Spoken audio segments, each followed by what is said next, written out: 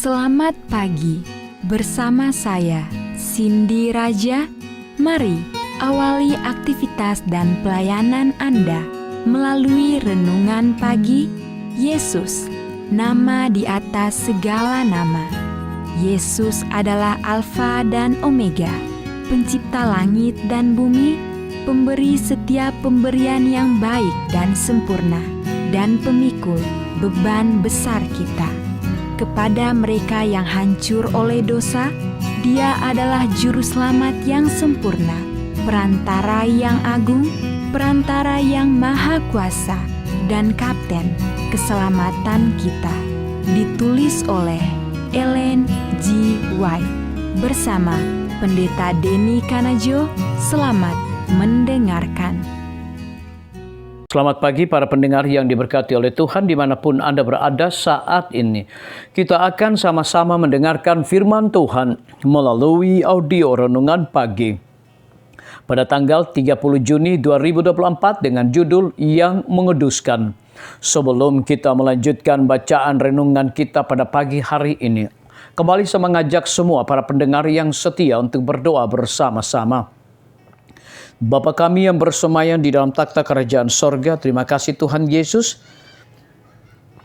Saat ini sebelum kami melakukan segala aktivitas dan pelayanan kami akan merenungkan kebenaran firman Tuhan. Kami sangat butuh kuasa Roh Kudus-Mu dicurahkan kepada masing-masing kami. Terima kasih Tuhan Yesus, ampuni kami Bapa, karena kami sudah berdoa hanya di dalam nama Tuhan dan Juru Selamat kami. Amin. Ayat inti kita terambil di dalam Keluaran 31 ayat yang ke-13, demikian firman Tuhan. Akan tetapi hari-hari Sabatku harus kamu pelihara, sebab itulah peringatan antara aku dan kamu turun-temurun, sehingga kamu mengetahui bahwa akulah Tuhan yang menguduskan kamu. Mari kita ikuti penjelasannya. Sebagaimana Sabat adalah tanda yang membedakan Israel ketika mereka keluar dari Mesir untuk memasuki tanah Kanaan, maka itu adalah tanda yang sekarang membedakan umat Allah saat mereka keluar dari dunia untuk memasuki istirahat sorgawi. Sabat adalah tanda hubungan yang ada antara Tuhan dan umatnya, tanda bahwa mereka menghormati hukumnya. Ini membedakan antara rakyat setianya dan para pelanggar. Dari tiang awan Kristus menyatakan tentang Sabat. Akan tetapi hari-hari Sabatku harus kamu pelihara. Sebab itulah peringatan antara aku dan kamu turun-temurun, sehingga kamu mengetahui bahwa akulah Tuhan yang menguduskan kamu. Keluaran 31 ayat yang ke-13. Sabat yang diberikan kepadanya sebagai yang menguduskan. Kekuatan yang menciptakan segala sesuatu adalah kekuatan yang menciptakan kembali jiwa menjadi serupa dengan gambarnya sendiri. Bagi mereka yang menguduskan hari Sabat, itu adalah tanda pengudusan. Pengudusan sejati adalah keharmonisan dengan Tuhan, kesatuan dengan Dia dalam karakter. Hal tersebut diterima melalui ketaatan pada prinsip-prinsip yang merupakan salinan dari karakternya. Dan Sabat adalah tanda ketaatan. Dia yang segenap hati mematuhi perintah keempat akan mematuhi seluruh hukum. Dia kuduskan melalui kepatuhan. Kepada kita seperti kepada Israel, Sabat diberikan untuk perjanjian yang kekal. Bagi mereka yang menghormati hari kudusnya, Sabat adalah tanda bahwa Allah mengakui mereka sebagai umat pilihannya. Itu adalah janji bahwa Dia akan menggenapi perjanjiannya kepada mereka. Setiap jiwa yang menerima tanda pemerintahan Allah menempatkan dirinya di bawah perjanjian ilahi yang abadi. Dia mengikatkan dirinya pada rantai emas ketaatan yang setia. Mata rantainya adalah sebuah janji. Hanya perintah keempat saja dari ke-10 perintah itu yang berisi meterai dari pemberi hukum yang agung, pencipta langit dan bumi. Mereka yang mematuhi perintah ini mengambil ke atas diri mereka sendiri namanya, dan semua berkat yang tercakup di dalamnya adalah milik mereka. Disalin dari buku Testimonies for the Church, volume 6, halaman 349 hingga 350. Renungkan lebih dalam. Jika pengudusan adalah proses menjadikan kudus, bagaimana Yesus menggunakan hari Sabat untuk menguduskan saya? Apakah pemeliharaan Sabat saya membuat saya lebih kudus?